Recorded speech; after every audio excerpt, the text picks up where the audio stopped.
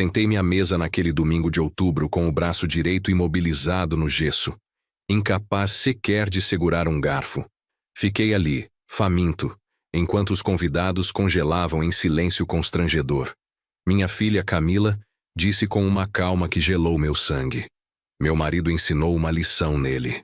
Diego, meu genro, ergueu a taça de cerveja com um sorriso vitorioso e declarou alto: "O velho achava que ainda mandava aqui. Mostrei quem é que toma as decisões nesta família agora." Eu apenas sorri, mas 10 minutos depois, quando a campainha tocou, o rosto dele perdeu toda a cor. A vingança de um pai aposentado sempre chega quando menos se espera, e a justiça brasileira, por mais lenta que seja, não esquece dos covardes. Mas antes de continuarmos, confira se você já está inscrito no canal e escreva nos comentários de onde você está assistindo este vídeo. A campainha cortou minha concentração como uma faca afiada. Eu estava organizando documentos antigos da Petrobras, perdido no trabalho metódico de catalogar 3 décadas de relatórios técnicos de segurança em plataformas. A luz da tarde entrava pela janela do meu escritório, partículas de poeira flutuando no feixe dourado. Não esperava ninguém naquela quinta-feira de outubro. Camila estava na minha porta, braços abertos para um abraço que pareceu ensaiado. Pai, surpresa. Diego ficou atrás dela, olhos fixos na tela do celular. Ele olhou brevemente quando me afastei para deixá-los entrar. "Espero que não estejamos atrapalhando, seu Antônio." A formalidade sempre me incomodou. Conhecíamos um ao outro há 5 anos. "Camila, Diego, entrem." Minha sala ainda exibia as fotografias marítimas que colecionei ao longo de 30 anos. Plataformas de petróleo, navios petroleiros, instalações offshore. Minha poltrona de couro ficava posicionada em ângulo com a janela, de onde eu podia observar a rua. Eles se acomodaram no sofá enquanto permaneci de pé, aguardando a explicação que sabia estar por vir. "Temos algo para você." Camila puxou um envelope bege da bolsa grande, deslizando-o pela mesa de centro. Os folhetos dentro brilhavam com azuis tropicais e brancos reluzentes. Cruzeiro Costa Verde, 7 dias, 3 passageiros. Um cruzeiro. Peguei o material examinando com a mesma atenção que dedicava a manifestos de carga suspeitos. "Isso representa um investimento considerável. Você merece, pai. Estamos planejando isso há semanas." O sorriso dela se esticou demais, como tecido puxado além do limite. Diego se inclinou para frente, cotovelos nos joelhos. "Seu aniversário só acontece uma vez por ano. Queríamos fazer algo significativo." Coloquei os folhetos de volta com cuidado, deliberada. "Vocês são muito generosos, embora me lembre de uma conversa sobre conserto do carro há 6 meses. A risada de Camila saiu frágil. "Isso já foi resolvido." "Estivemos economizando especificamente para isto, não é, Diego?" "Com certeza." A resposta dele chegou rápido demais. Um homem recitando falas preparadas. "O negócio de seguros tem ido bem ultimamente. Queríamos demonstrar nossa gratidão por tudo que você fez." As palavras pareciam ocas. Eu sabia que a corretora de Diego mal cobria a prestação da casa. Tinha visto o aviso de atraso que caiu da bolsa de Camila durante o almoço de Natal, aquele que ela agarrou com as bochechas ardendo. "Quando parte?" Caminhei em direção à cozinha, precisando de distância para pensar. Eles me seguiram. Sábado de manhã, saindo do Porto de Santos. Camila deslizou para uma das cadeiras da cozinha, dedos tamborilando contra a mesa de madeira de lei.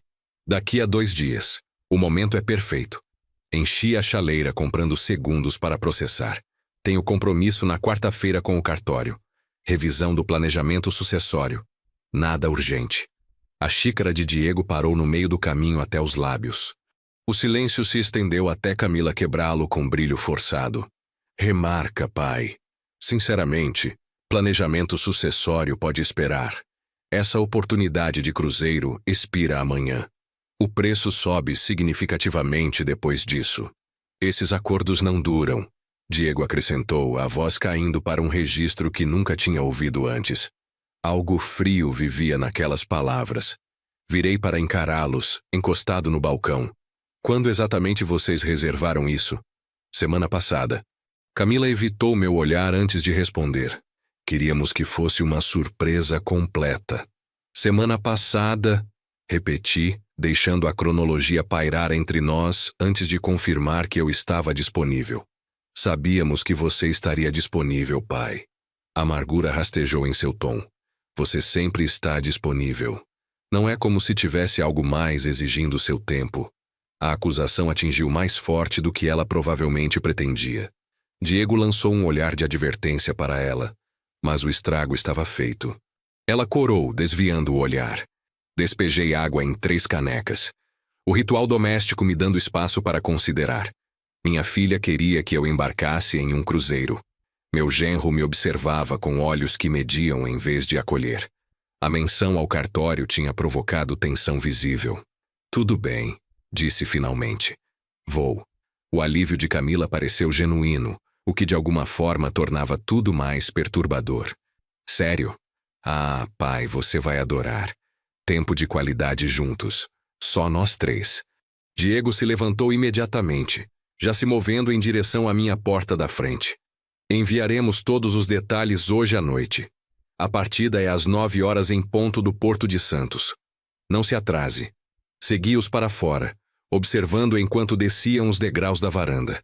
Camila pausou no carro deles, virando-se com o que poderia ter sido emoção autêntica piscando em seu rosto. Obrigada por aceitar. Sei que tivemos nossos momentos difíceis ultimamente. Família é família, disse, porque parecia esperado. Diego abriu a porta do motorista, mas não entrou. Em vez disso, ficou parado olhando de volta para minha casa, estudando-a com uma expressão que não consegui decifrar. Avaliação, inventário. Seu olhar varreu as janelas, a pequena sacada, o paisagismo bem cuidado que eu mesmo mantinha. Então sua atenção mudou para mim, e algo em seu rosto fez meus instintos de investigador dispararem. Eles foram embora. Permaneci na porta, mão apoiada no batente, embora a tarde de outubro estivesse quente. Um frio tinha se instalado no meu peito que não tinha nada a ver com temperatura. Dentro, voltei ao meu escritório. Os arquivos da Petrobras estavam espalhados pela minha mesa. Relatórios de incidentes, declarações de testemunhas, fotografias de evidências. 3 décadas investigando acidentes em plataformas me ensinaram a reconhecer padrões, a confiar quando os detalhes não se alinhavam adequadamente. Puxei um caderno pequeno da gaveta, do tipo que carregava durante investigações de campo. Minha mão se moveu automaticamente, documentando o que observara. O envelope caro, os 4 olhares de Diego para o relógio, os dedos trêmulos de Camila, a reação deles à menção do cartório, as localizações planejadas das cabines que vislumbrei na lista de passageiros. A luz da tarde esmaeceu enquanto trabalhava. Quando finalmente me movi para fazer as malas, selecionei roupas metodicamente. Camisas casuais, calças confortáveis. Nada que chamasse atenção. O caderno foi para o bolso lateral da minha mala, um hábito de décadas de trabalho de campo. Sentei na cama olhando para a bagagem arrumada. Minha mão se moveu para o caderno novamente, puxando-o para fora. Escrevi uma última observação antes de dormir. Eles precisam de mim naquele navio especificamente. A questão é por quê. A rodovia se estendia à frente, a escuridão antes do amanhecer dando lugar ao cinza. Tinha saído de Niterói às 5 horas. Garrafa térmica de café presa no porta-copos. GPS mostrando as coordenadas do Porto de Santos. O caderno estava no banco do passageiro onde podia consultá-lo durante trechos retos. Minhas observações de quinta-feira ainda visíveis na luz interior tênue. O trânsito engrossou, conforme me aproximei de Santos. Quando cheguei ao terminal portuário às 10h30, a estrutura de estacionamento já estava meio cheia. Peguei minha mala, tranquei minha caminhonete e segui em direção ao caos do dia de partida. Famílias lotavam a área de check-in. Crianças gritavam animadas. Casais de idosos arrastavam malas combinando. Escaneei a multidão sistematicamente, velhos hábitos se impondo. Pai. O aceno de Camila cortou o barulho. Ela estava perto da placa de embarque prioritário, mas Diego estava virado, telefone pressionado firme contra a orelha. Seus ombros carregavam tensão como peso físico. Aproximei-me devagar, observando. A mão livre de Diego gesticulava acentuadamente. Depois congelou quando me notou.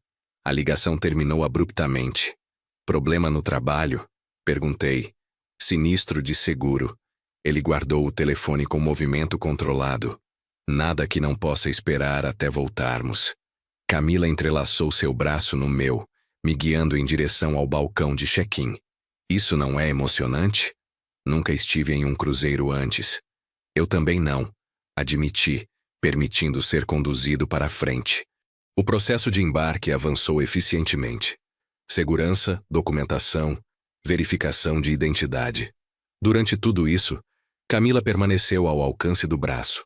Quando um casal de idosos notou meu boné da Petrobras e começou a fazer perguntas sobre história de serviço, Camila interrompeu suavemente. Pai, precisamos localizar nossas cabines rapidamente. O navio é enorme. Podemos nos perder. O casal sorriu educadamente e seguiu em frente. Arquivei a interferência mentalmente. Um tripulante de uniforme branco impecável nos escoltou ao deck 9. O corredor cheirava a carpete novo e produto de limpeza. Ele parou na cabine 912. Senhor e senhora Morrison, acomodação interna. Então me conduziu mais adiante no corredor. Senhor Silva, cabine 914, externa com sacada privativa. Entrei.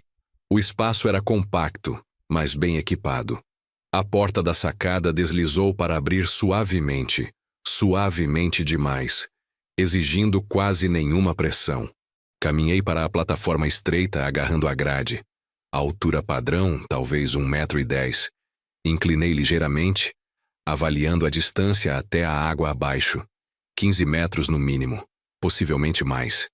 Já aproveitando a vista, Diego estava na minha porta observando. Bastante queda. Testei a estabilidade da grade. Construção sólida. Espero que aproveite o ar fresco. Realmente respire o oceano. Algo na formulação dele pareceu ensaiado. Tenho certeza que aproveitarei. Voltei para dentro, notando como ele acompanhava meu movimento. Depois que ele saiu, conduzi inspeção completa. Fechadura da porta, sistema padrão de chave magnética. Acesso à sacada apenas de dentro, mas o mecanismo deslizante oferecia segurança mínima. Cabines vizinhas 913 e 915 não mostravam sinais de ocupação através de seus espaços de sacada. Posicionamento isolado. A tarde passou em procedimentos de segurança obrigatórios. Durante a simulação de reunião, passageiros se reuniram em estações designadas enquanto membros da tripulação demonstravam o uso de colete salva-vidas. Notei Diego se afastar no meio da demonstração, movendo-se em direção a uma escadaria do deck superior. Velhos instintos de vigilância acionaram. Segui a distância, mantendo outros passageiros entre nós. Diego emergiu no deck 11, andando perto da grade. O telefone estava fora novamente. Conversa intensa. Aproximei-me usando um anteparo como cobertura. Eu disse, tudo está pronto para a segunda à noite. A voz de Diego carregava frustração. Não, ela está comprometida. Pare de me questionar. Ele virou de repente. Nossos olhos se encontraram. O que quer que ele leu na minha expressão fez sua mandíbula apertar. Preocupações do capitão? Perguntei, gesticulando para o telefone. Seguradora. Sempre alguma crise. Ele passou por mim bruscamente, voltando para baixo. Permaneci no deck 11, observando o horizonte de Santos recuar conforme o navio iniciava sua partida. Segunda à noite. 2 dias de agora. O salão de jantar formal naquela noite cintilava com lustres e toalhas brancas. Diego pediu um coquetel de R$ 30. Mal o tocou. Camila cutucou seu salmão, empurrando arroz pelo prato. A sobremesa chegou. Mousse de chocolate em taças de cristal. Diego deixou sua bebida intocada e se inclinou para a frente. Aquele compromisso no cartório que você mencionou. Qual é o status atual do seu testamento? O garfo de Camila tilintou contra a porcelana. Diego, que tipo de pergunta é essa? Ele a ignorou. Foco travado em mim. Quem está listado como o beneficiário primário? Apenas curioso sobre sua abordagem de planejamento sucessório. Tomei um gole deliberado de água antes de responder. Isso é confidencial. Somos família. O sorriso dele não continha calor algum. Certamente Camila herda. Ela é sua única filha. Planejamento sucessório é complicado, disse cuidadosamente. Múltiplos fatores envolvidos. Mas, na sua idade, essas coisas deveriam estar finalizadas, claramente definidas. Ele não largaria o tópico, dedos entrelaçados sobre a mesa. Camila merece saber o que o futuro dela reserva. Diego, por favor. A voz de Camila rachou. Podemos apenas aproveitar o jantar? Estudei meu genro. Corretor de seguros, empreendimentos comerciais fracassados, dívidas crescentes sobre as quais soube através de conversas cuidadosamente formuladas com Camila. Agora, de repente, interessado nos detalhes específicos do meu testamento. Revisarei tudo com o meu cartório quando voltarmos, disse, me levantando. Se me dão licença, os frutos do mar não caíram bem. De volta à minha cabine, puxei o caderno. Novas entradas. Telefonemas de Diego, suas referências de tempo, o interrogatório sobre testamento, posicionamento da cabine, padrões emergindo como coordenadas em uma carta náutica. Tentei dormir, mas desisti por volta das 11. O oceano chamava. Velhos instintos marítimos nunca morreram completamente. Saí no deck respirando ar salgado, deixando a vibração do motor viajar pelos meus pés. Então, os vi. Diego e Camila estavam na grade da minha cabine, 30 metros de distância. Diego gesticulava para baixo na água negra, braço estendido no que parecia uma demonstração. Camila se abraçava, concordando com o que quer que ele estivesse explicando. Meus passos não fizeram som no deck emborrachado. 20 metros agora. 15. Diego virou, congelou. Camila girou, mão voando ao peito. Não conseguia dormir. Minha voz carregou pelo espaço entre nós. Pai, você nos assustou muito. Ela se afastou da grade como se tivesse queimado.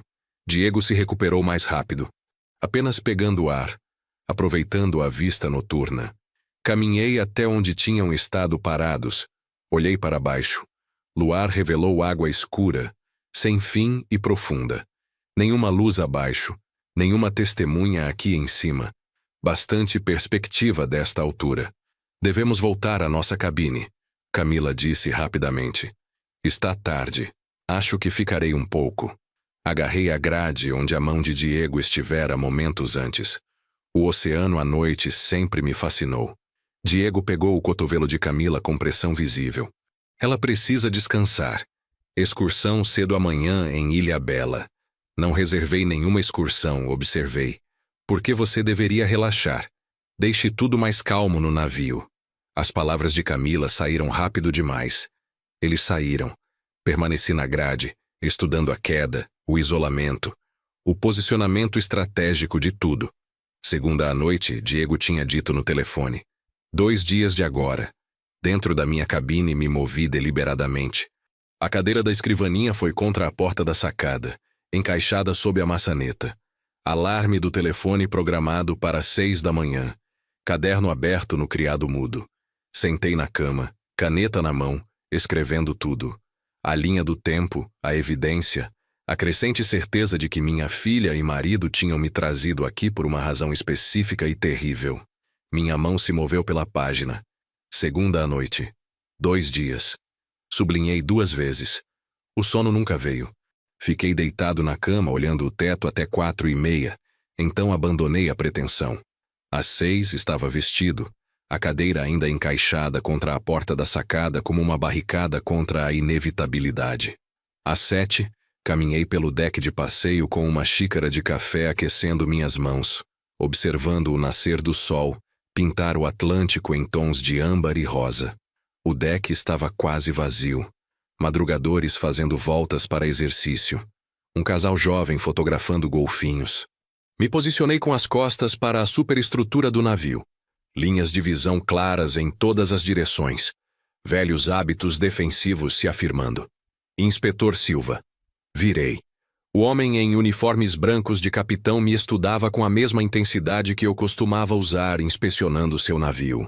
Reconhecimento atingiu simultaneamente. Capitão Ferreira. Marcos, não é? Estendi a mão. O aperto dele foi firme, mas seus olhos varreram o deck continuamente. 15 anos atrás, você me recomendou para aquela comenda de segurança depois de inspecionar o Atlântico Azul. Seus protocolos a ganharam. As memórias surgiram. Um oficial jovem obcecado com inspeções de coletes salva-vidas, tempo de simulação de incêndio, colocação de equipamento de emergência. Você se saiu bem. Graças a você. Ele se aproximou, olhando por cima do ombro. A voz dele caiu até que tive que me inclinar para ouvir. Antônio, ouça cuidadosamente. Você precisa sair deste navio de qualquer forma possível. Seu genro está planejando. Passos se aproximaram, rápidos e deliberados. Diego virou a esquina em roupas de corrida, toalha pendurada ao redor do pescoço. Seus olhos travaram em nós com suspeita imediata. Marcos soltou meu antebraço. Não tinha nem registrado que ele o tinha agarrado e endireitou seu uniforme. Aproveite seu café da manhã, Sr. Silva. A formalidade foi forçada. Sua partida abrupta demais para parecer natural. Exercício matinal, Antônio. Diego parou ao meu lado, respiração elevada, mas observando as costas em retirada de Marcos, apenas aproveitando o nascer do sol. Amigável com o capitão. A pergunta casual carregou peso que não pude ignorar. Nos conhecemos profissionalmente há anos. Ele mencionou recepcionar passageiros, parte de suas funções, presumo. Diego limpou o rosto com a toalha, me estudando sobre o tecido. O que ele estava dizendo? Que o buffet abre às 7h30. Mantive minha voz nivelada. Gostaria de se juntar a mim? A mandíbula dele apertou. Não acreditava em mim, mas não podia pressionar sem revelar suas próprias suspeitas. Camila ainda está dormindo. Te vejo no almoço. Ele correu embora, mas não antes de olhar para trás 2 vezes. Passei a tarde perto da piscina, fingindo ler um livro de bolso que encontrei na biblioteca do navio. As páginas poderiam muito bem estar em branco. Minha mente catalogava movimentos, registrava rostos, rastreava padrões. Diego apareceu por volta das 3 com Camila, se instalando em uma mesa próxima. Um senhor idoso de chapéu panamá ocupou a cadeira mais próxima deles. Diego pediu bebidas, então sua voz subiu ligeiramente, projeção calculada. História terrível que ouvi sobre a temporada de cruzeiros do ano passado. Passageiro caiu ao mar à noite. O homem idoso ergueu os olhos do jornal. Que horror! Ele estava bebendo? Acham que sim. Diego se recostou, confortável demais com o tópico. Debruçou na grade para olhar as estrelas. Um movimento errado e você está na água. À noite, no escuro, o navio se move rápido. Você é deixado para trás em minutos. Eles procuram, obviamente, mas... Ele deixou a frase morrer com silêncio significativo. Meus dedos apertaram a lombada do livro. Isso era ensaio. Diego estava estabelecendo a narrativa para testemunhas, plantando a semente de como um homem velho poderia acidentalmente cair ao mar. Camila sentou rígida ao lado dele, sem contribuir nada. Suas mãos agarravam o telefone como uma tábua de salvação. Te lembra de ser cuidadoso? O homem idoso disse, voltando ao jornal. Absolutamente. Diego capturou meu olho através do deck. Manteve por 3 segundos. Depois olhou para longe. Voltei à minha cabine antes do jantar. Apetite ido. A cadeira permaneceu encaixada contra a porta da sacada. Sentei na cama, abri meu caderno, adicionei as observações de hoje. Aviso de Marcos interrompido. Performance à beira da piscina de Diego. A linha do tempo se apertando. Horas passaram. Tentei comer biscoitos do frigobar. Consegui 2 antes que náusea parasse. Não medo. Tinha enfrentado perigo antes. Isso era diferente. Isso era família. Às 11h17, batidas suaves. Através do olho mágico, Marcos sozinho, rosto pálido na iluminação do corredor. Abri a porta. Ele deslizou para dentro antes que eu tivesse totalmente liberado a entrada, verificando o corredor antes de fechá-la. Estou arriscando meu comando estando aqui. Suas mãos tremiam enquanto falava. Mas não posso deixar isso acontecer. Sente-se. Comece do início. Ele ficou de pé, andando pelo espaço estreito entre cama e escrivaninha. Sábado à noite. Madrugada de domingo, na verdade, por volta das 2. Eu estava na ponte checando equipamento de navegação. Dever padrão durante vigília noturna. Ele passou ambas as mãos pelo cabelo. Ouvi vozes abaixo no deck diretamente sob a ponte. Incomum para aquela hora. Continue. Reconheci elas. Sua filha e o marido. Marcos parou de andar. A voz dele rachou. Eles não sabiam que eu estava lá. Me movi para onde podia ouvir sem ser visto. Minhas mãos permaneceram firmes nos joelhos. Minha voz não. O que eles disseram? Seu genro estava discutindo o tempo. Ele disse amanhã à noite. Hoje, domingo, não funcionaria. Muitas variáveis. Segunda seria melhor. Marcos encontrou meus olhos. O jantar formal, ele disse. Fazemos questão que ele beba bastante no jantar. Vinho. Bebidas depois do jantar. Então, sugerimos ir no deck para ar fresco. Estrelas estão bonitas hoje à noite. Oportunidade perfeita de foto. Essas foram as palavras exatas dele. A cabine ficou menor, mais fria. Então ele disse... Marcos engoliu em seco. Ele disse... Eu o empurro quando ela o distrai. Rápido, limpo. Nós gritamos, soamos alarme, mas é tarde demais.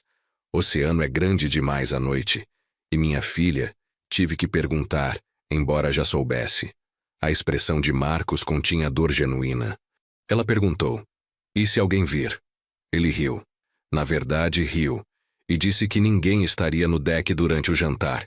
E mesmo se alguém notasse, vocês seriam a família enlutada. Ele estava bêbado, comemorando seu aniversário.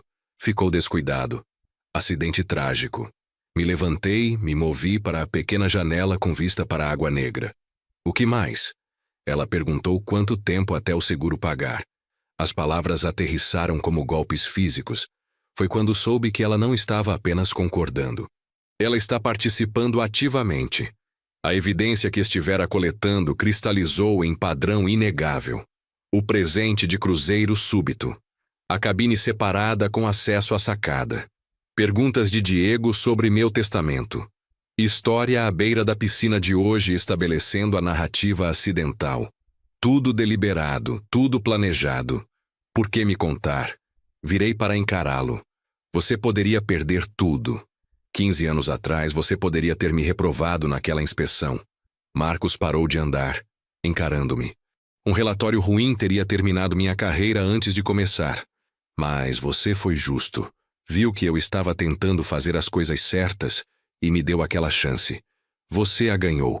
Talvez, mas agora é minha vez. Ele agarrou a borda da escrivaninha. Não posso deixar um homem morrer quando tenho o poder de impedi-lo. E se não faço nada e você morre amanhã à noite, sou cúmplice. Isso é negligência criminal no mínimo. Sentei de volta, processando logística. O que você está sugerindo?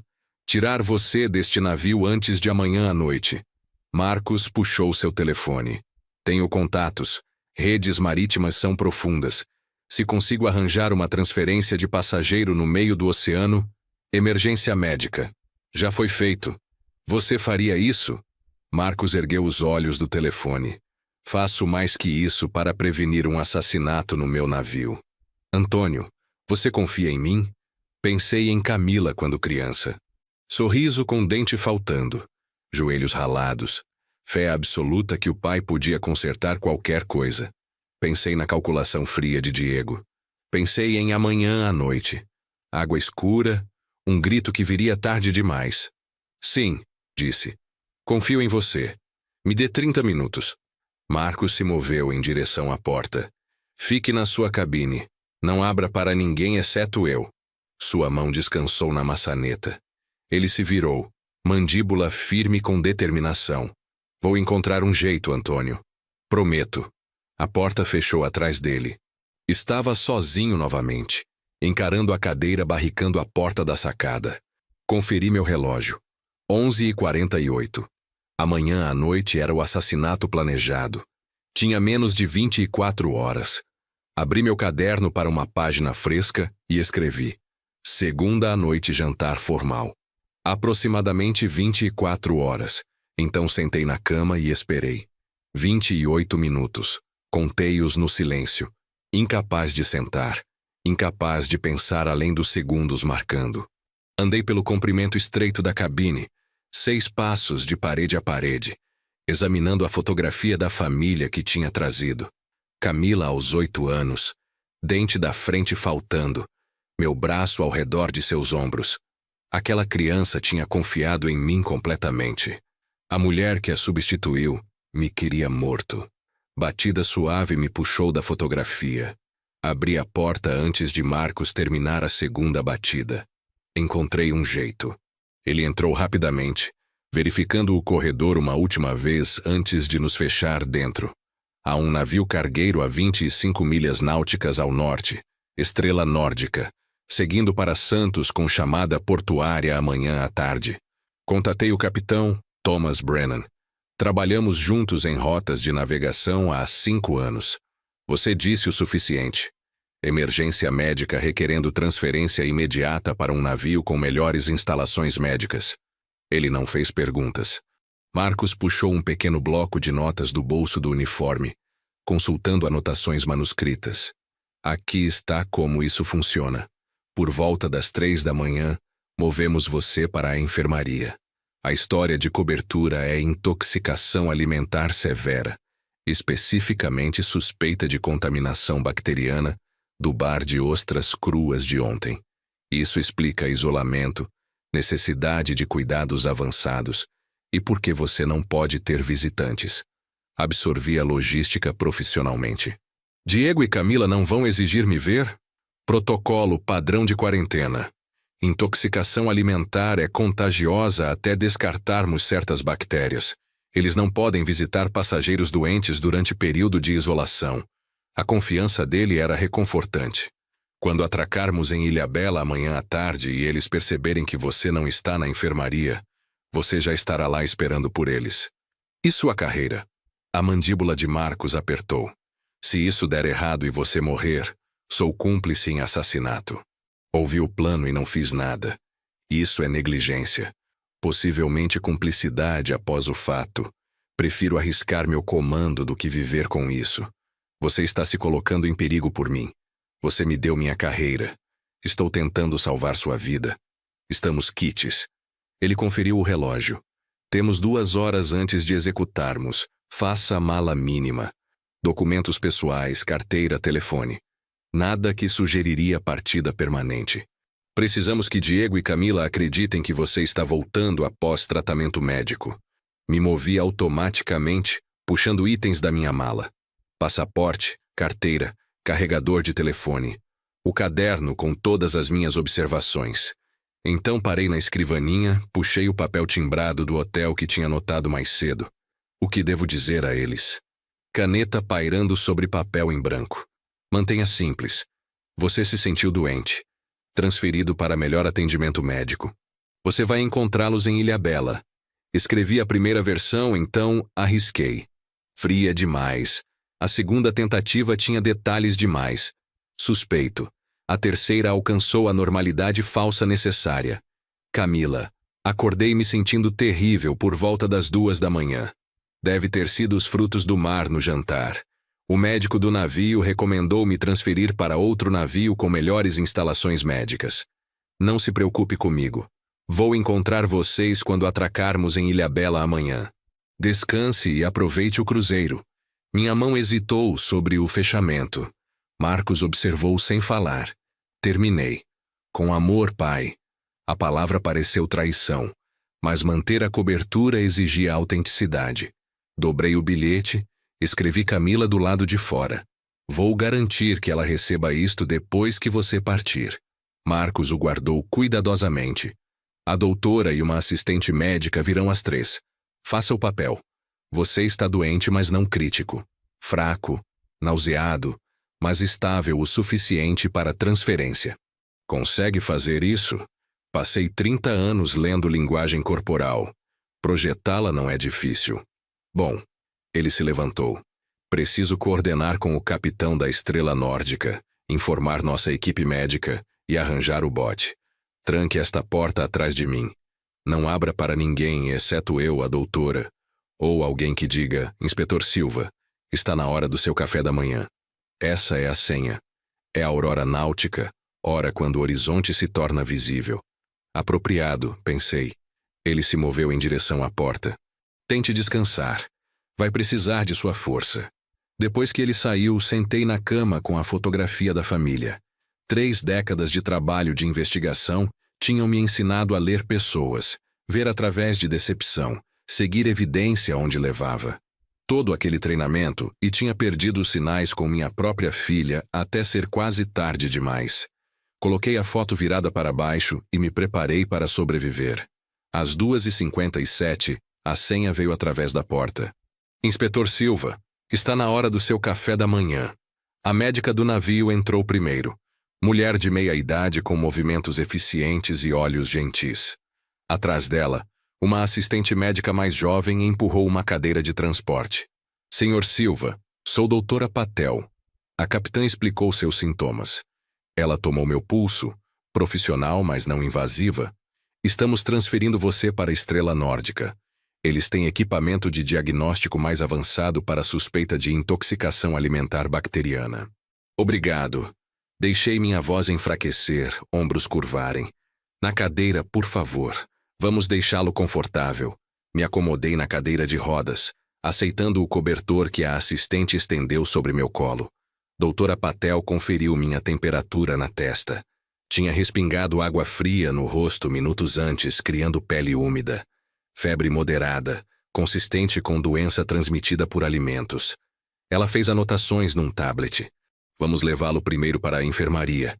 Então, prepararemos para a transferência. Eles me empurraram através de corredores que nunca tinha visto. Passagens de serviço, áreas só para a tripulação marcadas com teclados de segurança.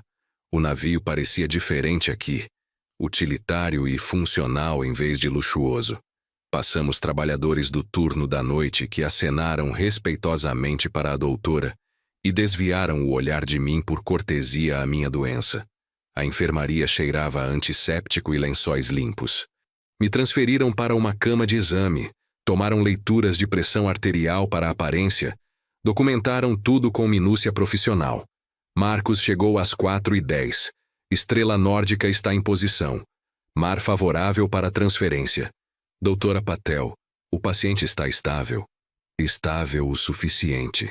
Ela conferiu suas notas. Contatei o oficial médico deles. Estão preparados para recebê-lo. Então vamos proceder. A jornada para a plataforma de bote do deck inferior pareceu surreal.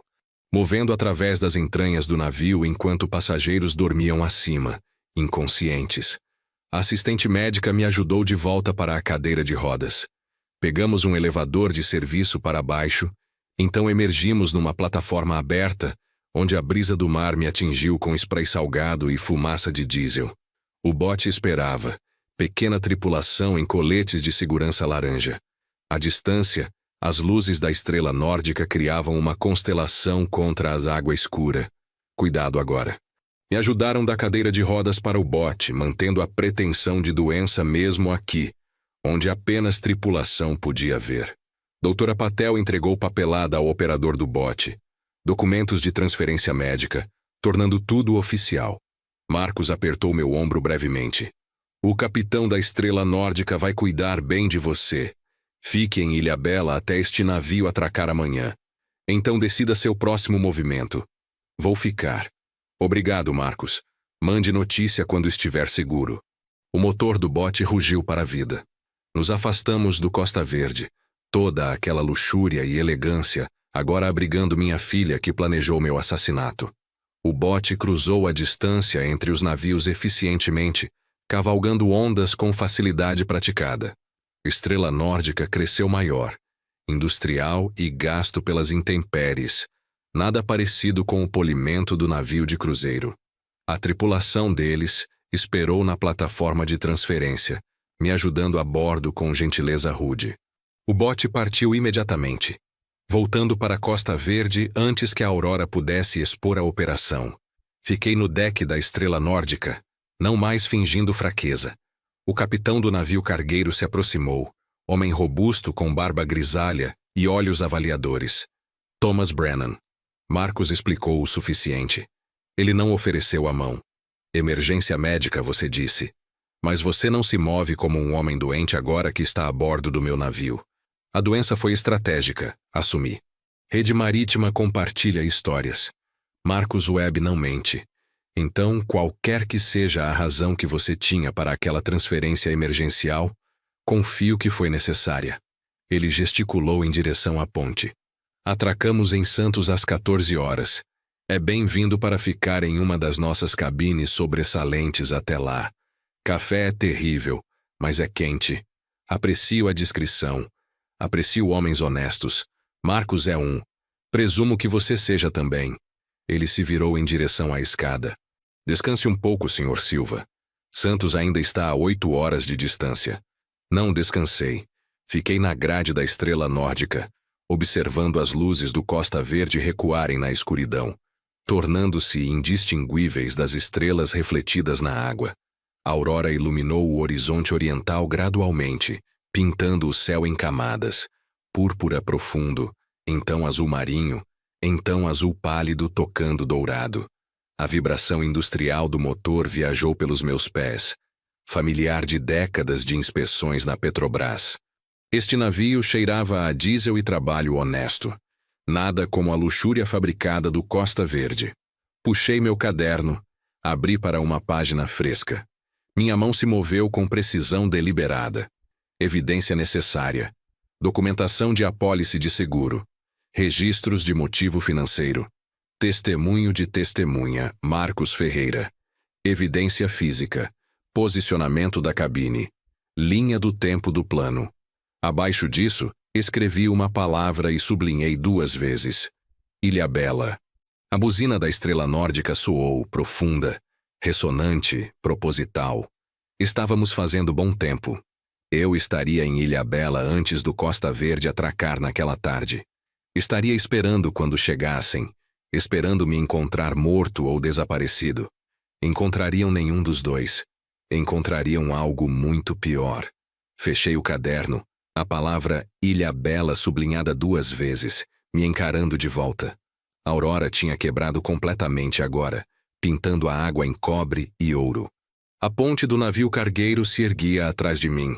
Capitão Brennan visível através das janelas, conferindo instrumentos. Precisava de advogado agora. Brennan olhou para cima quando entrei. Algo que você precisa, Sr. Silva. Telefone via satélite. Pagarei pela ligação. Ele me estudou brevemente, então gesticulou em direção ao painel de comunicações. Sirva-se. Sem cobrança. O número veio da memória. Harriet Donovan, advogada marítima com quem tinha trabalhado 15 anos atrás em casos de lesão na Petrobras. Ela fora afiada então, provavelmente mais afiada agora. 3 toques. Harriet Donovan. Harriet, Antônio Silva. Casos de inspeção da Petrobras, 2010. Silêncio breve. Antônio, faz anos. O que aconteceu? Minha filha e genro tentaram me assassinar ontem à noite. Escapei com a ajuda de um capitão de navio. Preciso de aconselhamento jurídico imediatamente. A voz dela mudou, ainda profissional, mas focada agora. Comece do início. Apenas fatos. Dei a ela a versão comprimida. O presente de cruzeiro suspeito. Colocação da cabine. Perguntas de Diego sobre meu testamento. Marcos ouvindo a discussão do assassinato. Minha evacuação emergencial. Ela ouviu sem interrupção. Alguém mais testemunhou o planejamento deles? Capitão Marcos Ferreira. Ele ouviu tudo. Ajudou na minha fuga. Está disposto a fornecer testemunho. Excelente. Esse é seu testemunho pedra angular. O que mais de evidência você tem? Observações pessoais, linha do tempo documentada, comportamentos suspeitos. Não suficiente para a acusação ainda. Então junte mais. Documente tudo. Se possível, grave-os incriminando-se mais. Ela pausou. Onde você está agora? A bordo da Estrela Nórdica aproximando de Ilhabela. O navio de cruzeiro atraca lá esta tarde. Perfeito. Deixe eles te verem vivo. A reação deles será evidência.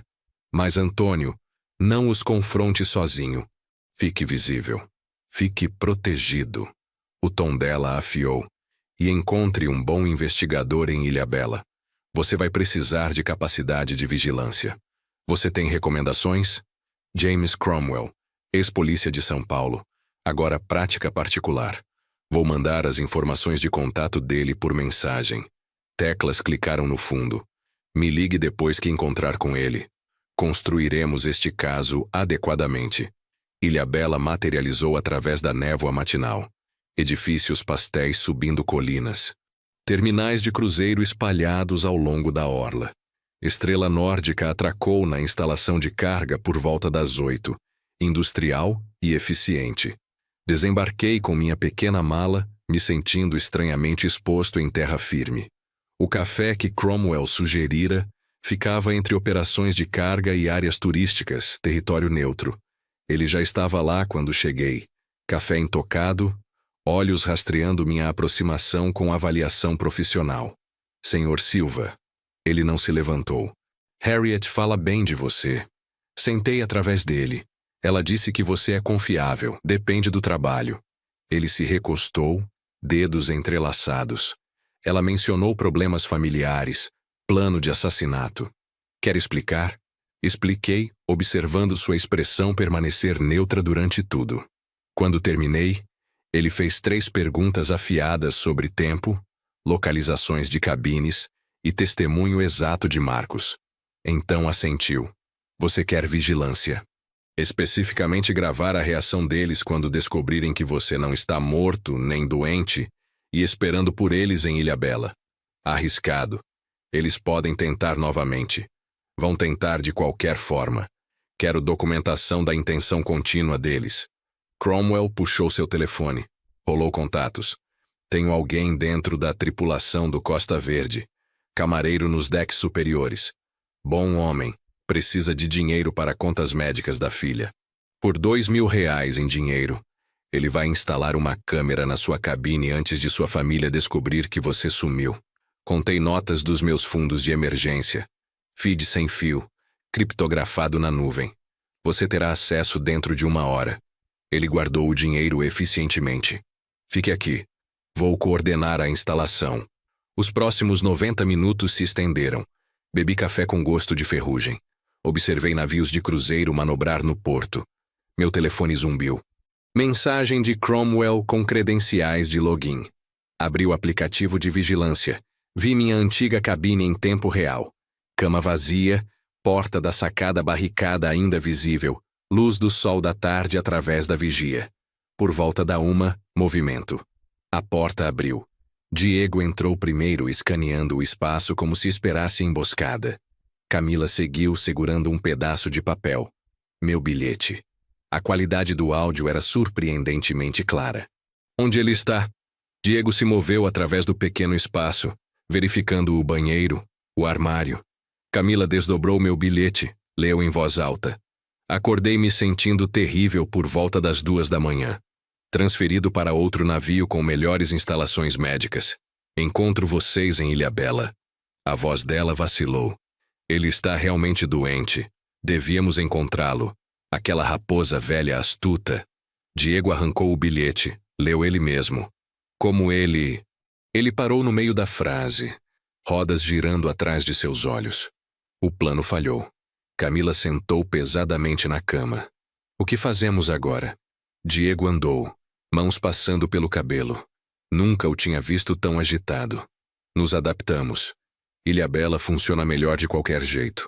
Podemos encenar algo lá. Assalto que deu errado. Turistas são mortos. Acontece. Diego, não. Talvez devêssemos apenas... Apenas o quê? Ele girou para ela. Desistir do dinheiro, da casa, de tudo que planejamos? Depois de 3 meses de preparação? Ela recuou. Não aguento mais fazer isso. Sim, você aguenta. Ele se agachou na frente dela, agarrando seus ombros. Porque se não fizermos, perdemos tudo. Os cobradores de dívida não se importam com seus sentimentos. Assisti-os, catalogando cada palavra, cada gesto. Cromwell apareceu ao meu lado, laptop aberto. Pegando tudo isso? Perguntei calmamente. Cada quadro. Isso é premeditação e conspiração bem ali. Ele me lançou um olhar.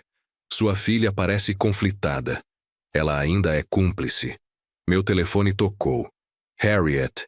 Atendi, ainda assistindo à tela onde Diego agora estava verificando a porta da sacada, testando sua segurança. Antônio, minha assistente de pesquisa, encontrou algo. A voz dela carregava satisfação sombria. 3 meses atrás, 15 de maio, uma apólice de seguro de vida foi contratada em você. R$500 mil. Meu peito apertou. Nunca assinei nenhuma apólice. Eu sei. A assinatura é falsificada. Comparei com sua assinatura real dos documentos da Petrobras. E o corretor de seguros... Ela pausou para ênfase. Diego Morrison, corretor licenciado pela Marítima Seguros Brasil. Ele usou sua posição. Exatamente. Acelerou a aprovação. Listou sua filha como beneficiária para evitar suspeita. Isto não é desespero espontâneo, Antônio. Isto é assassinato calculado e premeditado por ganho financeiro. Na tela, Diego estava saindo da cabine, Camila arrastando atrás dele como um fantasma. Seus rostos mostravam tudo. Frustração, medo, determinação. Mande a documentação, disse.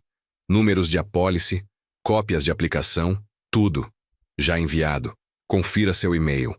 O tom de Harriet suavizou ligeiramente. Como você está aguentando? Estou funcional. Isso é suficiente. Depois de desconectarmos, revisei os documentos de seguro no meu telefone. Caligrafia de Diego nas notas do corretor. Minha assinatura falsificada na aplicação. Camila listada como única beneficiária. 3 meses de planejamento reduzidos a trilhas de papel e registros digitais. Cromwell fechou o laptop. Você tem o suficiente para a acusação. Fraude de seguro. Conspiração para cometer assassinato. Tentativa de assassinato. Vários crimes graves. Ainda não. Encontrei seus olhos. Quero que se incriminem mais. Quero certeza absoluta. Eles estão planejando outra tentativa em Ilhabela. Isso é perigoso. Em espaços públicos com testemunhas não vão arriscar. Conferi meu relógio. Costa Verde atraca em 45 minutos. Além disso, estou cansado de me esconder. Hora deles entenderem com o que realmente estão lidando. Cromwell me estudou com curiosidade profissional. Você vai esperá-los no cais. Quero ver seus rostos quando perceberem que estou vivo e bem. Estratégia ousada. Pode sair pela culatra. Então vou me adaptar. Me levantei, guardando meu telefone. Assim como eles estão fazendo. Nos movemos para o terminal de cruzeiro, chegando quando o enorme casco do Costa Verde apareceu na entrada do porto.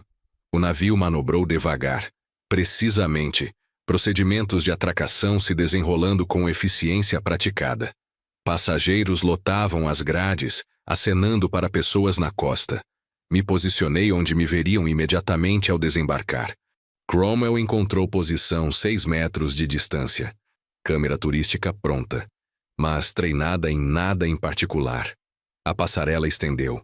Passageiros começaram a fluir para baixo. Famílias com crianças, casais de idosos, jovens amantes. Escaneei rostos procurando os únicos 2 que importavam.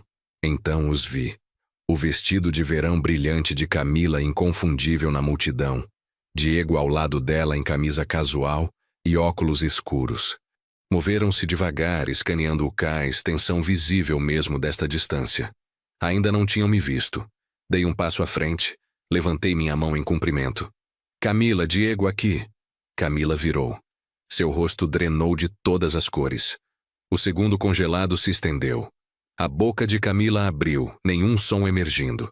Sua mão disparou, agarrando o antebraço de Diego com força visível. Outros passageiros fluíram ao redor deles, alheios, conversando sobre parasailing e acarajé. Diego seguiu seu olhar fixo. Seu corpo ficou rígido, óculos escuros mascarando seus olhos, mas mandíbula se fechando visivelmente.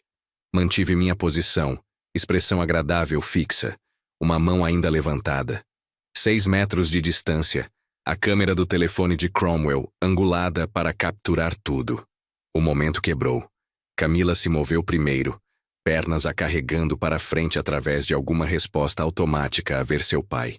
Seu abraço, quando me alcançou, pareceu abraçar um manequim, todos ângulos rígidos e resistência trêmula. Pai, a voz dela rachou. Achamos... O bilhete disse que você estava doente. Recuperei lindamente. Segurei ela à distância de braço, estudando seu rosto. A doutora na Estrela Nórdica foi excelente. Antigo médico de emergência me tratou como seu próprio pai. Diego se aproximou mais devagar, mão estendida em vez de abraçar.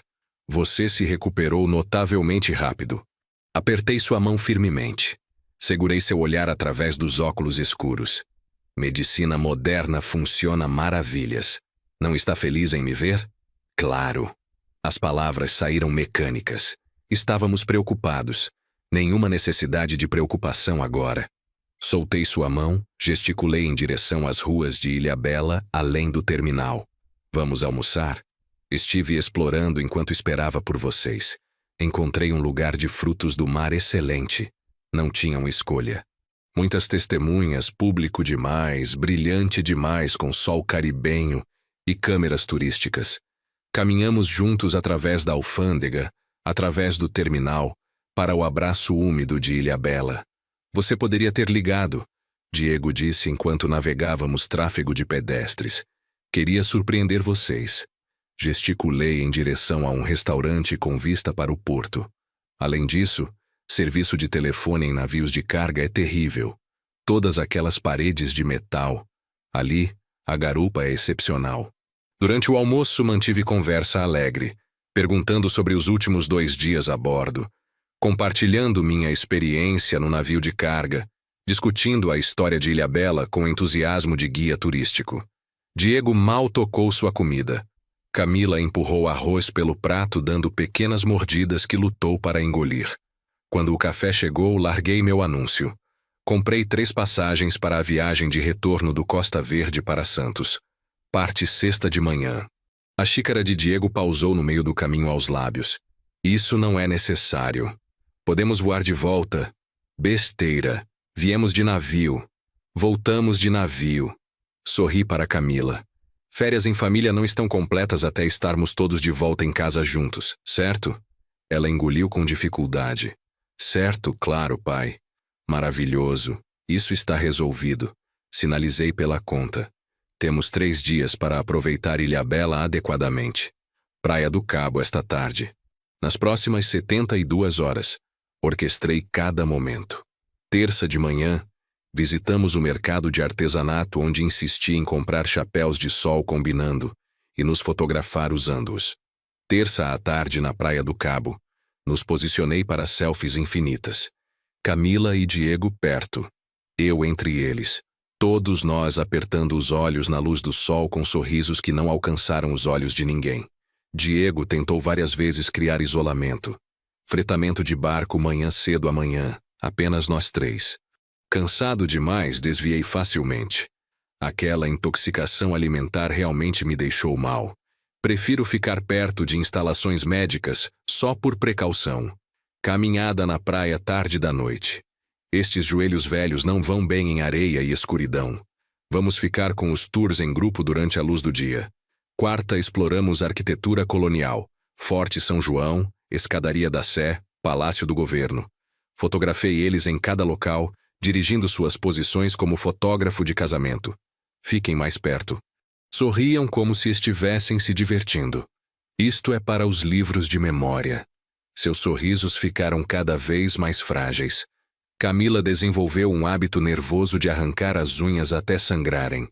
Usava óculos escuros constantemente, escondendo olheiras se formando sob os olhos. A paciência de Diego se desgastava visivelmente, repreendendo funcionários de restaurante, cortando Camila no meio da frase, checando o telefone obsessivamente. Peguei fragmentos de suas discussões sussurradas quando pensavam que eu não estava ouvindo.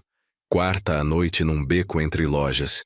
Ele sabe algo, Diego assobiou. Deve saber. Como poderia? A voz de Camila carregava desespero. Fomos cuidadosos. Aquela transferência, o tempo, é conveniente demais. Talvez ele realmente estivesse apenas doente. Não seja ingênua. Algo está errado. Precisamos descobrir o quê. Mas sempre apareci antes que pudessem estrategizar mais. Alegremente sugerindo nossa próxima atividade, mantendo proximidade implacável. Quinta à noite, nossa noite final antes de embarcar, insisti em jantar num restaurante portuário com assentos ao ar livre. Costa Verde estava visível à distância, iluminado contra a escuridão como uma cidade flutuante. Quando a sobremesa chegou, coloquei meu copo de água. Tinha evitado o álcool inteiramente, muito para a frustração óbvia de Diego, e fiquei momentaneamente sério. Quero agradecer vocês dois.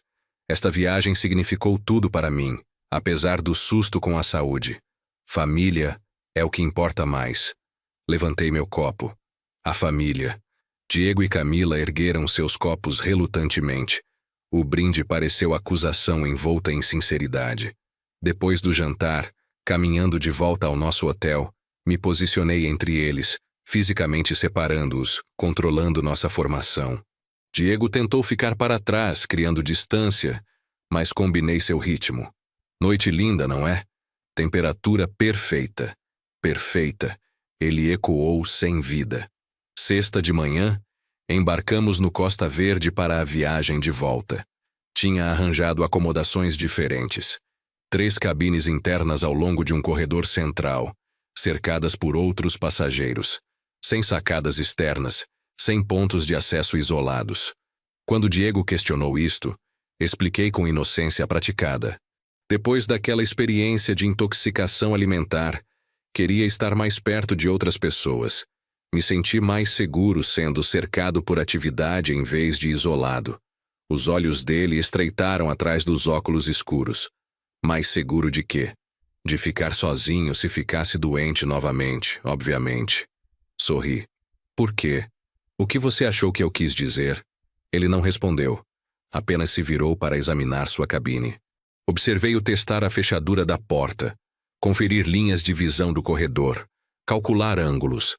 Sua avaliação profissional estava visível, medindo oportunidades. Não encontrando nenhuma. O navio partiu de Ilhabela ao meio-dia, buzina soando nossa saída. Me posicionei no deck de observação interior. Nunca nas grades exteriores, nunca nas grades, observando a ilha recuar em distância azul. Diego e Camila ficaram separados ao longo do corredor, isolados um do outro e de mim. Ambos encaravam seus telefones, ou, para a distância média, presos em quaisquer pensamentos os consumissem. Meu telefone zumbiu. Mensagem de Harriet. Pacote de evidências completo. Documentação de fraude de seguro. Assinaturas falsificadas. Declarações de testemunhas do capitão Ferreira. Gravações de vigilância de Ilhabela. Pronto para prosseguir quando você estiver. Guardei o telefone.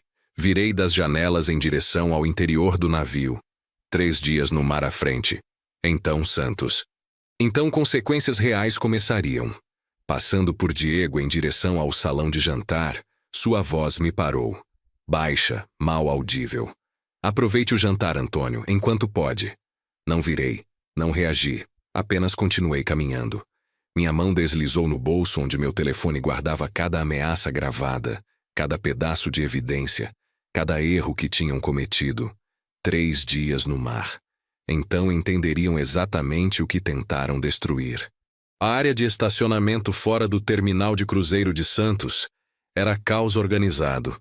Famílias se reunindo, carrinhos de bagagem batendo, despedidas ecoando pelo asfalto. Fiquei ao lado do meu carro, chaves na mão, observando Diego e Camila se aproximarem pela multidão. Obrigado pelo cruzeiro. Puxei Camila para um abraço. Senti seu corpo endurecer contra o meu. Apesar de tudo, foi memorável. Diego estendeu a mão em vez de abraçar. Seu aperto foi breve, dedos frios apesar do calor da Baixada Santista. Vamos fazer isto novamente algum dia, Camila ofereceu, voz oca. Na verdade, vamos nos reunir em breve. Mantive meu tom casual, conversacional. Gostaria de discutir alguns assuntos de família. Os olhos de Diego afiaram atrás dos óculos escuros. Que tipo de assuntos? Melhor discutido em casa. Vou ligar para vocês. Sorri calorosamente. Acenei enquanto caminhavam em direção ao veículo deles. Observei o carro deles sair do estacionamento, então virei para o meu. Mas não dirigi norte em direção a Niterói. Dirigi leste para o centro de Santos. O escritório de advocacia de Harriet Donovan ocupava o 10º andar de uma torre de vidro com vistas do Atlântico. Ela estivera esperando. Sala de conferências preparada, café sendo feito, monitor grande exibindo arquivos que Cromwell tinha transmitido. Vamos ver o que temos. Ela gesticulou em direção à mesa onde documentos estavam espalhados como evidência numa cena de crime. Reproduziu a gravação da cabine primeiro. A voz de Diego emergiu clara pelos alto-falantes. Encenar um assalto em Ilhabela. Turistas morrem lá o tempo todo. Consentimento de parte única? Perguntei. Sua cabine, sua segurança, completamente admissível. Ela mudou para os documentos de seguro. E isto é fraude clássica. Minha assinatura na aplicação da apólice parecia similar à minha assinatura real. Mesma forma geral. Mas os pontos de pressão estavam errados. O ritmo fora. Diego tinha praticado, mas não suficiente. Compare com seus papéis de aposentadoria da Petrobras. Harriet os colocou lado a lado. Vê a diferença no A maiúsculo?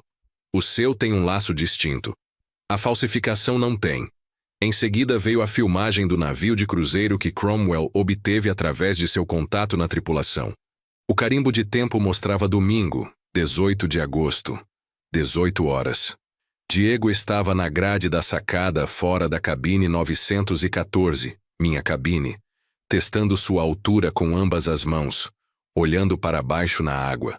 Fez isto 2 vezes, metodicamente, como um engenheiro calculando pontos de estresse.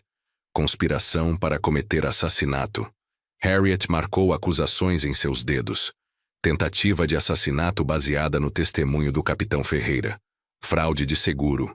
Combinados, estamos olhando 25 a 30 anos. Poderíamos ir à polícia hoje, disse. Absolutamente. Ela esperou, observando meu rosto. Mas eu não quero. Suspeitei tanto. Ela se recostou, braços cruzando. O que está pensando? Expliquei. Convidá-los. Anunciar que estou mudando meu testamento. Tudo para o fundo de veteranos da Petrobras. Se o motivo deles é verdadeiramente financeiro, vão reagir desesperadamente. Quero que contratem alguém. Quero prova absoluta de intenção. Você está se usando como isca. Tenho sido isca desde que reservaram aquele cruzeiro. A diferença agora é que controlo o ambiente. Tenho evidência existente e terei policiais prontos para intervir. Harriet me estudou por um longo momento. Então abriu o laptop. Se vamos fazer isto, fazemos adequadamente. No final da tarde, tínhamos arranjado tudo. A equipe de Cromwell instalaria rastreadores GPS nos veículos de Diego e Camila. Lei fluminense permitia isto com evidência criminal existente. Mais criticamente, Harriet contatou juíza Patrícia Morrison. Explicou a situação e solicitou autorização emergencial de escuta. Envie a gravação da cabine e a documentação de fraude de seguro. Juíza Morrison disse através do viva voz. Se forem tão fortes quanto a doutora Donovan afirma, assino hoje à noite. 30 minutos depois. Autorização concedida. 72 horas começando agora. Use sabiamente. Enquanto Harriet coordenava com especialistas de vigilância, sentei revisando a declaração notarizada do capitão Marcos Ferreira. Sua caligrafia era limpa, seu relato preciso. Datas, horários, citações exatas do que tinha ouvido. Atenção aos detalhes de um capitão de carreira, traduzida em testemunho perfeito. Equipe de segurança está a caminho da sua casa. Harriet anunciou, encerrando a ligação. Vão instalar câmeras hoje à noite enquanto você ainda está aqui. Cada cômodo exceto o banheiro. Requisito legal. O feed vai para armazenamento em nuvem criptografado com autenticação de carimbo de tempo. Enquanto o sol se punha sobre a Baía de Santos, transformando a água em laranja fundido, fiz a ligação. O telefone de Harriet gravou automaticamente. Privilégio advogado-cliente protegendo a documentação. Oi, pai. A voz de Camila carregava cansaço. Camila, gostaria que você e Diego viessem amanhã à noite 6 horas. Há algo importante que precisamos discutir em família. Pausa longa. Sobre o quê? Planejamento sucessório. Tomei algumas decisões que quero compartilhar com vocês dois. Outra pausa. Mais longa. Amanhã à noite. 6 horas. Vou fazer limonada como quando você era jovem. O detalhe foi deliberado, evocando infância, criando falso conforto. Depois de desconectar, Harriet reproduziu a ligação. A hesitação dela foi pronunciada. Ela está assustada. Deveria estar. A viagem de volta para Niterói levou quase 4 horas. Parei uma vez para gasolina e café terrível. Usei o tempo para pensar através do roteiro de amanhã. Cada palavra importava. O tom tinha que ser apologético, mas firme. Gentil, mas imovível. Cheguei em casa perto da meia-noite. A equipe de segurança tinha terminado. A casa parecia inalterada, mas câmeras minúsculas agora ocupavam cantos, disfarçadas como componentes de detector de fumaça, sensores de termostato, adaptadores de tomada elétrica. Caminhei por cada cômodo, notando suas posições. Na minha sala de estar, visualizei a reunião de amanhã. Diego e Camila sentariam no sofá, posicionamento que arranjaria naturalmente. Pegaria minha poltrona de couro através deles, mantendo distância, controlando linhas de visão. A câmera principal capturaria ambos os rostos claramente. Na minha mesa da cozinha, abri o caderno que carregara desde o início do cruzeiro. As páginas documentavam tudo: datas, observações, evidência coletada. Escrevi uma entrada final. 24 de agosto, fase 3 começa. A armadilha está montada. Levantei e voltei para a sala onde o confronto de amanhã se desdobraria. Testando ângulos de câmera sem olhar diretamente para elas, posicionei móveis ligeiramente. O sofá angulado para captura facial ótima, a mesa de centro limpa para visão desobstruída. Coloquei uma jarra pronta para limonada, arranjei porta-copos, fiz tudo parecer casualmente doméstico. Meu relógio mostrava 12h17 da manhã. Tecnicamente segunda agora. Em 18 horas, Diego e Camila sentariam nesta sala, e eu entregaria as palavras projetadas para acionar seu erro fatal final. Desliguei as luzes, deixando as câmeras gravando na escuridão, suas pequenas luzes indicadoras piscando como estrelas vermelhas distantes. Segunda à noite, chegou com aquela umidade peculiar do rio que fazia o ar parecer espesso o suficiente para tocar. Ajustei a jarra de limonada uma última vez, conferi que os copos estavam naturalmente na mesa de centro, olhei meu relógio. 5h45. Pela janela vi o carro deles virar na minha entrada. Cedo. Isso significava ansiedade, ânsia ou ambos. Abri a porta antes que pudessem bater. Entrem. Acabei de fazer limonada fresca. Camila tentou um abraço. Aceitei. Sentia tremendo ligeiramente. Diego acenou. Sem aperto de mão oferecido, mãos ficando nos bolsos. Acomodaram-se no sofá exatamente onde antecipara.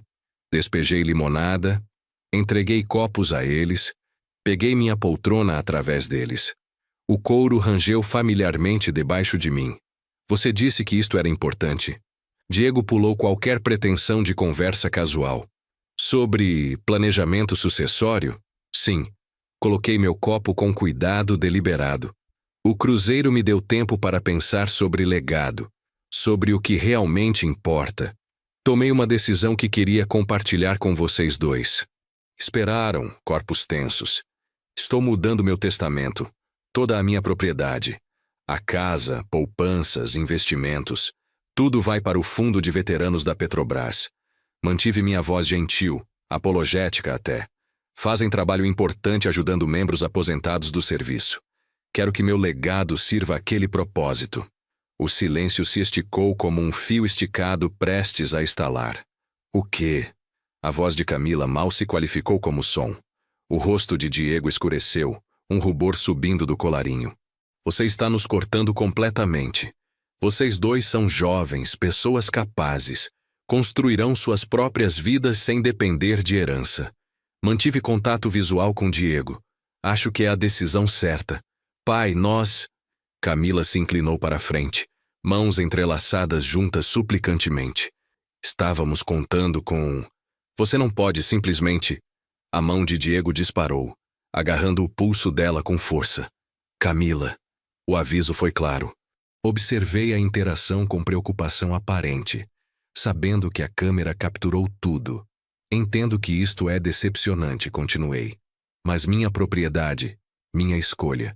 Estou me reunindo com meu cartório quinta de manhã, 29 de agosto, para finalizar a papelada. Queria contar primeiro como cortesia à família. Quinta. A voz de Diego estava plana. Não uma pergunta, um cálculo. 3 dias de agora. Sim. Ofereci um leve sorriso. Espero que com o tempo entendam. Diego se levantou abruptamente, movimento afiado o suficiente que seu copo quase tombou. Estamos indo. Mas, pai... Camila começou. Agora. Diego a puxou pelo braço, aperto deixando marcas brancas na pele dela. Segui-os até a porta, mantendo minha expressão simpática. Sei que isto não é o que querem ouvir. Diego virou no umbral. Seu rosto era uma máscara mal contendo fúria. Oh, ouvimos você claramente, Antônio. O uso do meu primeiro nome, não Sr. Silva, pareceu deliberado. Muito claramente. Caminharam para o carro. Observei da janela enquanto sentaram imóveis por vários segundos, antes de Diego ligar o motor. Meu telefone zumbiu. Mensagem de Cromwell. Áudio do carro ativo. Gravação clara. Enviando o feed agora. Movi para meu computador, abri o link criptografado que Cromwell forneceu. A qualidade do áudio era notável. A voz de Diego explodiu pelos alto-falantes. 800 mil reais simplesmente foram para algum. O palavrão foi criativo. Seus punhos bateram contra o volante repetidamente, o carro balançando com a violência. Talvez possamos falar com ele, Camila soluçou. Explicar nossa situação. Falar. Você acha que falar importa agora? A voz de Diego tremeu de raiva. Ele está fazendo isto deliberadamente. Ele sabe que precisamos daquele dinheiro. Ele sabe. Mas, como podemos... Não vamos deixar isto acontecer. Diego ligou o carro, recuou rápido demais, pneus guinchando enquanto acelerava embora. Sentei de volta, assistindo o feed de vigilância. O veículo de Cromwell seguiu a distância discreta, mantendo contato visual. As próximas 2 horas passaram devagar. Fiz jantar. Frango grelhado, arroz, vagem. Comi mecanicamente enquanto monitorava meu telefone. Por volta das 8 da noite acendeu com um alerta do sistema de escuta. Telefone de Diego ativo. Ligação. Abri o feed de transcrição ao vivo, assistindo o texto aparecer em tempo real enquanto a conversa se desenrolava. Diego. Preciso de um trabalho feito rápido, antes de quinta. Homem desconhecido. Que tipo de trabalho, Diego? Diego. Homem idoso, mora sozinho. Precisa parecer invasão domiciliar. Arrombamento que deu errado. Homem desconhecido. Esse não é trabalho barato. Diego. 20 mil reais. Homem desconhecido, 25. Diego. 15. Metade agora, metade após conclusão. Homem desconhecido. Faça 18 mil total. 9 e 9. Diego. Tudo bem. 18. A transcrição continuou. Diego forneceu meu endereço. Rua das Palmeiras 234, Niterói. A linha do tempo. Antes do meio-dia de quinta. Deve parecer roubo. O contato se identificou como Vini. Nenhum sobrenome oferecido. Minhas mãos permaneceram firmes enquanto lia, mas algo frio se instalou no meu peito. Este era o marido da minha filha, meu genro de 7 anos, arranjando meu assassinato como encomendando reparos hidráulicos. Meu telefone tocou. Harriet. Me diga que está vendo isto. Ela disse sem preâmbulo. Estou assistindo a transcrição agora. Solicitação clara de assassinato, conspiração premeditada. Temos tudo, Antônio. A voz dela carregava satisfação e preocupação. Hora de trazer policiais. Isto foi longe o suficiente. Concordo. Puxei meus contatos. Encontrei o número que ela fornecera dias atrás. Detetive Reis falando. A voz era profissional, ligeiramente cautelosa. Ele não reconheceu o número. Meu nome é Antônio Silva. Tenho evidência de conspiração para cometer assassinato, fraude de seguro e solicitação de assassinato por contratação. Preciso me encontrar com você imediatamente. Senhor Silva, recebo muitas ligações alegando evidência de vários. Tenho uma gravação de escuta autorizada por tribunal de hoje à noite. Interrompi. Tenho o áudio do meu genro contratando alguém para me matar antes de quinta. Tenho filmagem de vigilância dele planejando meu assassinato num navio de cruzeiro. Tenho uma apólice de seguro falsificada de R$500 mil. E tenho uma advogada coordenando tudo. Silêncio. Então, qual é o nome da sua advogada? Harriet Donovan. Direito marítimo, baseada em Santos. Conheço a doutora Donovan. Ela é legítima. O tom dele mudou. Amanhã de manhã, 8 horas. Delegacia da Polícia Civil do Rio de Janeiro, Niterói. Traga tudo. Depois de desligar, sentei na minha sala na luz fraca. As luzes indicadoras das câmeras piscavam firmemente. Pequenas estrelas vermelhas espalhadas pelo meu teto. Puxei meu telefone. Coloquei na fila a gravação da escuta que Harriet enviara como arquivo de áudio. A voz de Diego emergiu do alto-falante. Homem idoso. Precisa parecer invasão domiciliar que deu errado. Reproduzi 2 vezes, então coloquei o telefone. Na minha lareira, uma fotografia antiga capturou a luz do abajur. Camila aos 8 anos, faltando dentes da frente. Meu braço ao redor dos ombros dela na praia. Aquela criança me amara sem reservas. Virei da fotografia. Levantando, movi para meu escritório. Comecei a preparar documentos para amanhã. Imprimi a apólice de seguro com sua assinatura falsificada. Gravei o testemunho do capitão Marcos Ferreira num pendrive ao lado da gravação da cabine. A filmagem de vigilância do navio de cruzeiro. A transcrição da escuta de hoje à noite. Criei uma pasta física, organizada, indexada, separada por abas por tipo de evidência. Décadas como inspetor federal tinham me ensinado. Documentação abrangente, clara cadeia de custódia, construção de caso processável. 3 décadas investigando acidentes marítimos. E o caso mais importante que já construí era contra minha própria família. Conferi meu relógio. Quase meia-noite. Em 8 horas, entraria na delegacia e entregaria uma investigação completa. Tudo o que precisavam para prender Diego Morrison e Camila Silva Morrison por conspiração para cometer assassinato, fraude de seguro e solicitação de assassinato por contratação. Coloquei a pasta de evidências pela porta da frente com minhas chaves. Voltei para minha sala e sentei na minha poltrona de couro uma última vez. As câmeras me gravaram lá na escuridão. Um homem de 58 anos que sobrevivera à tentativa da família de matá-lo, que construíra o caso que os destruiria. Amanhã a armadilha fecharia completamente. Hoje à noite simplesmente sentei no silêncio, cercado por luzes vermelhas piscantes, esperando pela manhã. A pasta de evidências estava no banco do passageiro ao meu lado, enquanto dirigia em direção a Niterói, seu peso de alguma forma mais pesado que as páginas físicas dentro. Tinha dormido talvez 3 horas, funcionando agora em determinação em vez de descanso. A delegacia da Polícia Civil apareceu à frente. Bloco institucional, representando a mudança de investigação particular para a justiça pública. Detetive Frank Reis me encontrou numa sala de conferência que cheirava a café velho e solução de limpeza institucional. Paredes cinzas, quadro branco coberto com notas de caso de outras investigações. Equipamento de gravação no canto. Senhor Silva. Seu aperto de mão foi firme, mas seus olhos carregavam ceticismo profissional. Sua advogada disse que tem evidência de conspiração de assassinato. Contra minha filha e genro. Abri a pasta mostrando as abas do índice. Isto é abrangente. Me guie através dele. Comecei com o cruzeiro. O presente suspeito, a colocação da cabine, as perguntas de Diego sobre meu testamento. Reis ouviu, fazendo notas ocasionais. Então, reproduzi a gravação da cabine. A voz de Diego emergiu clara.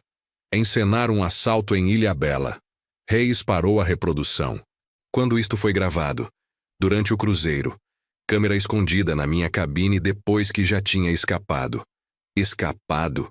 Expliquei o plano de tentativa de assassinato, o aviso de Marcos, minha evacuação via navio de carga. Mostrei o testemunho notarizado de Marcos.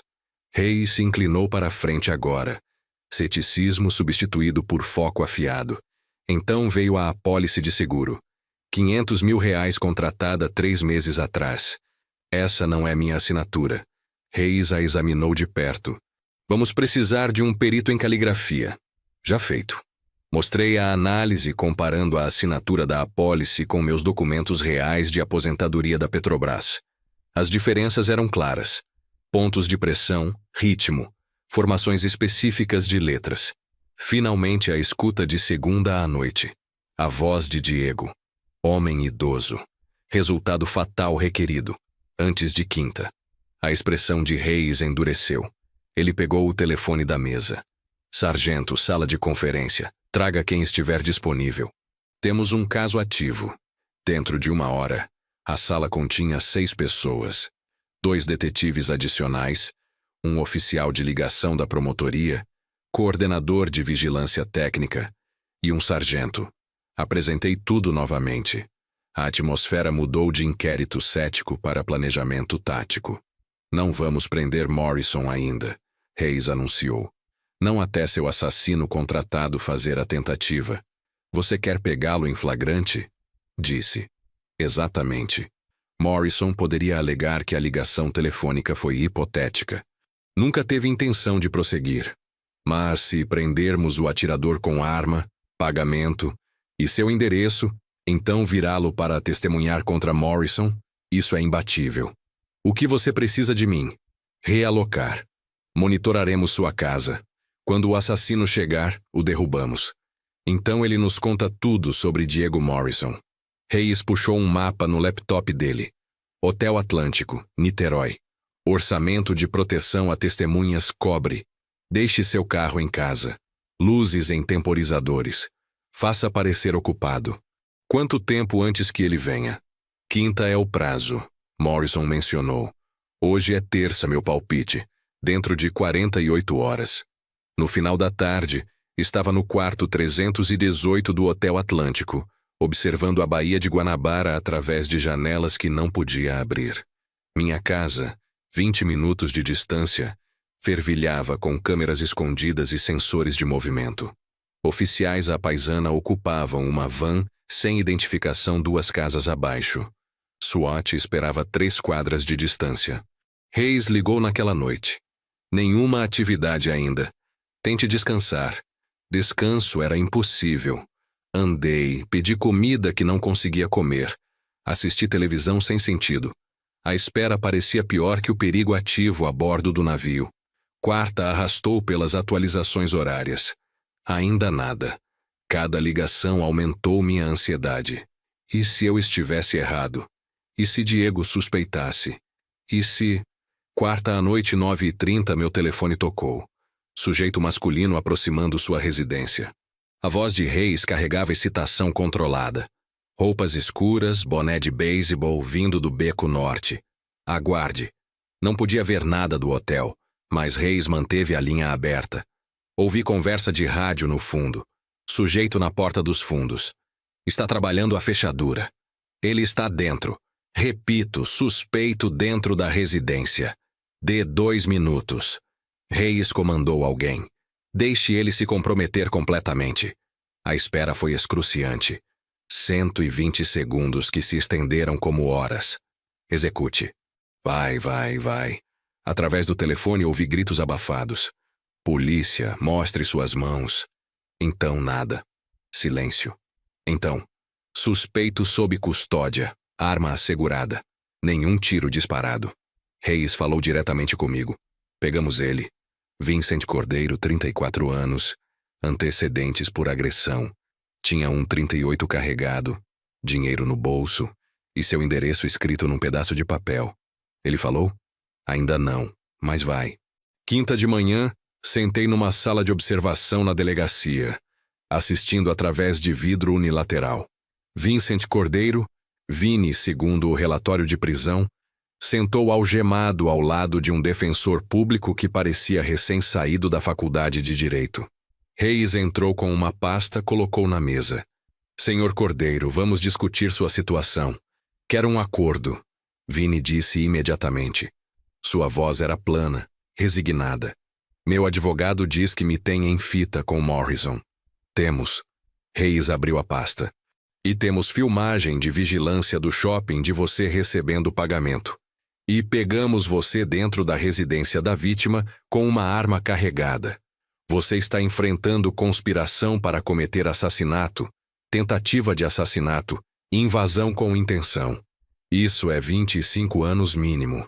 O advogado de Vinnie sussurrou no ouvido dele. Ele assentiu. Mas se você cooperar completamente, testemunhar contra Diego Morrison, fornecer detalhes completos, podemos discutir acusações reduzidas. Outra consulta sussurrada. Então, o que quer saber? Comece com como conheceu Morrison. Cassino Paraíso das Praias, uns 6 meses atrás. Estávamos ambos perdendo. Acabamos conversando no bar. A narração de Vinnie era mecânica, um homem recitando fatos para se salvar. Semana passada ele me abordou sobre trabalho especializado. Segunda à noite ligou. Disse que tinha um serviço urgente. Que serviço? Matar o sogro dele. Fazer parecer invasão domiciliar. 15 mil reais total. Metade adiantado. Onde se encontraram para o pagamento? Shopping Icaraí, terça à tarde por volta das 3 horas. Ele me deu 7.500 reais em dinheiro num envelope branco. Hayes puxou fotografias de vigilância. Imagens claras de Diego e Vinnie ao lado do carro de Diego. Envelope visível em transferência média. Carimbo de tempo 14 horas e 47 minutos. Ele estava suando como louco. Vinnie continuou. Ficava dizendo que tinha que ser feito antes de quinta. Algo sobre compromisso com cartório. Herança. Precisava ser rápido. Assistindo da sala de observação, senti a peça final encaixar no lugar. O desespero de Diego capturado em vídeo, seu próprio assassino contratado documentando cada detalhe. Perfeito. Hayes emergiu 15 minutos depois. Ele vai testemunhar, vai se declarar culpado de acusações menores, mas nos dará Diego Morrison embrulhado para presente. O que acontece agora? Agora preparamos mandados de prisão. Hayes conferiu o relógio. Quinta de manhã, 6 horas. Vamos invadir a casa dele cedo. Menos chance de fuga ou resistência. Ele me entregou uma folha de briefing operacional. Você pode seguir num veículo separado, mas fica para trás até assegurarmos a cena. Entendido? Peguei o papel, dobrei cuidadosamente e coloquei no bolso. Estivera esperando por este momento desde que Marcos Ferreira me avisou primeiro naquele deck de navio sob estrelas caribenhas. Descanse um pouco. Hayes aconselhou enquanto caminhávamos em direção à saída. Não acho que conseguiria dormir se tentasse. Lá fora, a noite de agosto pressionou úmida e pesada. Em algumas horas, minha filha seria presa. Em algumas horas, justiça seria servida. Dirigi de volta ao hotel, mas não dormi. Sentei pela janela, assistindo a escuridão lentamente esmaecer para a cinza, esperando pela manhã. A aurora veio devagar demais e rápido demais. Às 5h45 da quinta de manhã, sentei no meu carro 2 quadras da casa de Diego e Camila, num bairro tranquilo de São Gonçalo. A folha de briefing de prisão estava no banco do passageiro. Não tinha dormido, não conseguia depois de sair da delegacia. À frente, veículos policiais sem identificação se posicionaram ao redor do endereço-alvo. Meu telefone vibrou. Mensagem de Hayes. 5 minutos. Permaneça no veículo até sinalizarmos tudo liberado. Às exatamente 6 horas, a equipe de Hayes se moveu. 4 oficiais se aproximaram. 2 frente, 2 fundos. Hayes bateu firmemente. Autoridade no som. Luzes acenderam dentro. Outra batida. Mais forte. Polícia. Abra a porta. A fechadura clicou. Porta abriu. Camila apareceu num roupão, cabelo desgrenhado, olhos apertando contra a luz da varanda. Viu distintivos.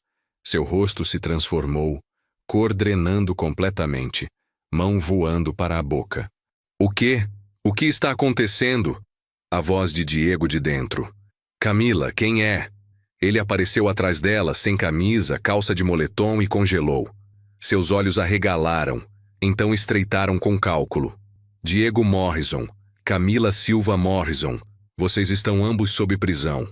A voz de Reis não permitia argumento. Mãos onde posso ver. Por quê? Diego conseguiu. Conspiração para cometer assassinato, tentativa de assassinato, fraude de seguro, solicitação de assassinato por contratação.